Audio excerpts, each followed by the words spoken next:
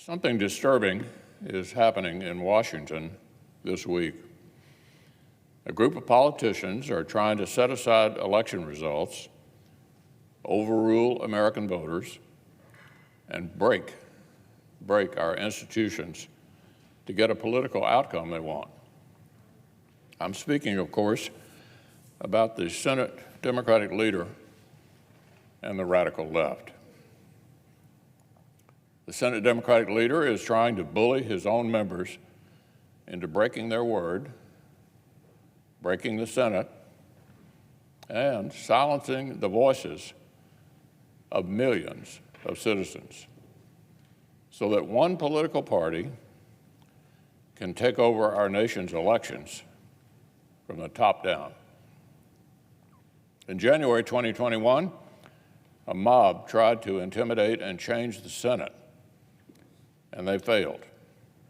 In January of 2021, the Senate stayed true to itself, and it stood strong. But in January of 2022, some of the Senate's own members want to permanently damage this institution from within. They want to shatter its central feature. The Democratic leader is using fake hysteria about 2021 state laws to justify a power grab he began floating actually back in 2019, an election takeover that was first drafted in 2019. President Biden has spread so much misinformation about the basic facts of state voting laws that he was called out and debunked by, listen to this, the Washington Post.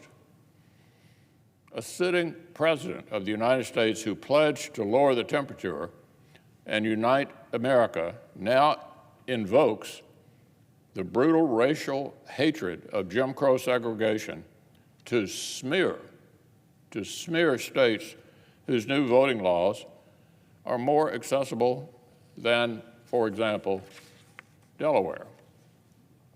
10 days of early voting and excuse-only absentees in Delaware is just fine, but 17 days of early voting and no excuse absences in Georgia is racist Jim Crow.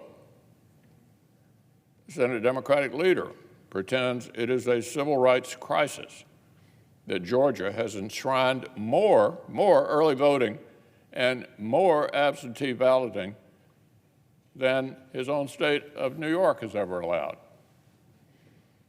This is misinformation. It's a big lie designed to reduce faith in our democracy, justify a top-down election takeover, and justify smashing the Senate itself. Some years back, a veteran Democratic senator explained, quote, "The nuclear option is ultimately an example of the arrogance of power. It would transform the Senate from the so-called cooling saucer of our founding fathers talked about to a pure majoritarian body." That was then Senator Joe Biden. He continued, "At its core, the filibuster is not about stopping a nominee or a bill, it's about compromise and moderation." Now, before President Biden abruptly reversed this position he'd held for decades, he was actually in very good company. Senator Robert Byrd of West Virginia, the legendary Senate institutionalist, was this crucial tradition's fiercest defender. The current Democratic leader has tried to invoke Senator Byrd in support of his push to vandalize the Senate. This is more misinformation. Senator Byrd went out of his way to rebut Leader Schumer's arguments years in advance. Here's a direct quote from Senator Byrd. "Proponents of the so-called nuclear option cite several instances in which they inaccurately allege that I blazed a procedural path toward an inappropriate change in Senate rules." "They're dead wrong," said Senator Byrd, "dead wrong. They draw analogies where none exist and create cockeyed comparisons that fail to withstand even the slightest intellectual scrutiny," end quote. That's how Senator Byrd felt about it. Down to his final public statements before his death in 2010, Senator Byrd was completely consistent. Quote, I oppose cloture by a simple majority because it would immediately destroy the uniqueness of this institution. Minority rights would cease to exist in the U.S. Senate, end quote. Senator Byrd shortly before his death. The Democratic leader knew how to serve and protect the Senate. That Democratic leader knew how to serve and protect the Senate. This Democratic leader wants power so badly he'll misrepresent his own late predecessor if it helps him get it. Senator Byrd's successor, the current senior senator for West Virginia, has eloquently restated the very same points. Our colleague, Senator Manchin, published an op-ed explaining why, quote, there is no circumstance in which I will vote to eliminate or weaken the filibuster. Senator Manchin. He pointed out that finding compromise across party differences and differing regional interests was never supposed to be easy, but it is the work we were elected to do. He noted that current rules guarantee that rural and small states and the Americans who live in them always have a seat at the table. Our colleague also pointed out that the 60-vote threshold keeps federal law durable and predictable. Quote, if the filibuster is eliminated or budget reconciliation becomes the norm, a new and dangerous precedent will be set to pass sweeping partisan legislation every time there is a change in political control. Our nation may never see stable governing again. This has been a key point for senators on both sides going back generations. In his farewell address before retirement, our former colleague, Lamar Alexander, put it this way.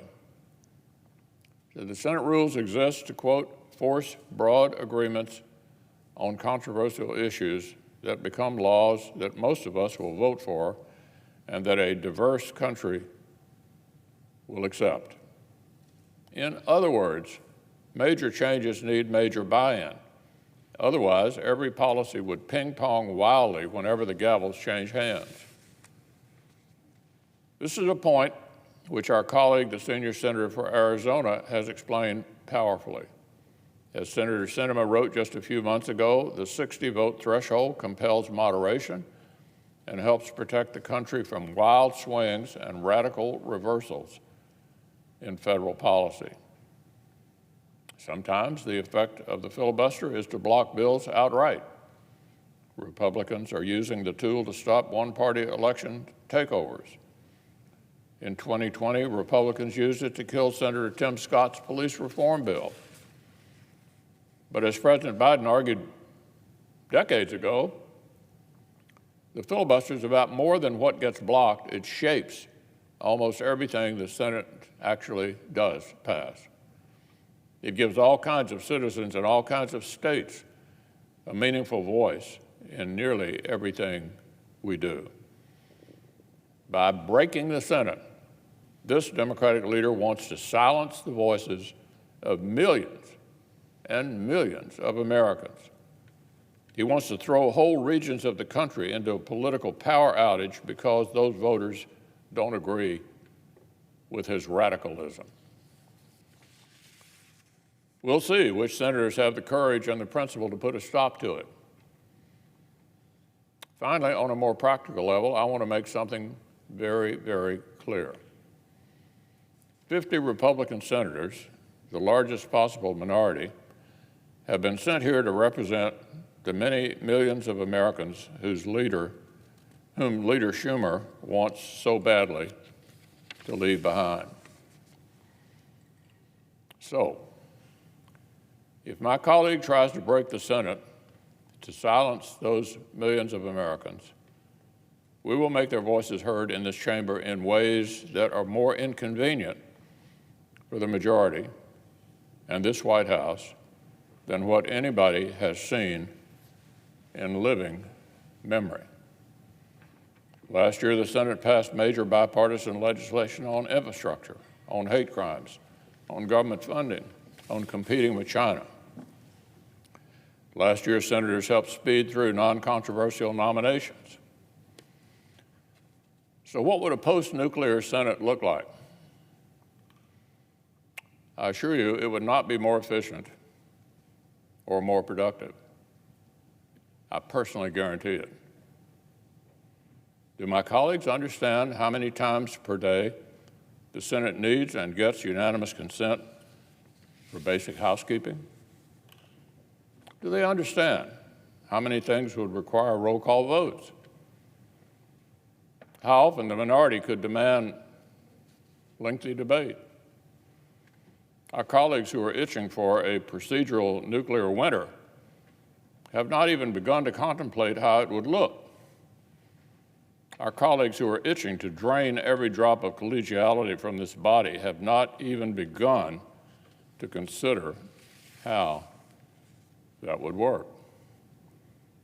If the Democratic leader tries to shut millions of Americans and entire states out of the business of governing, the operations of this body will change. Oh yes, that much is true, but not in ways that reward the rule breakers, not in ways that advantage this president, this majority, or their party. I guarantee it.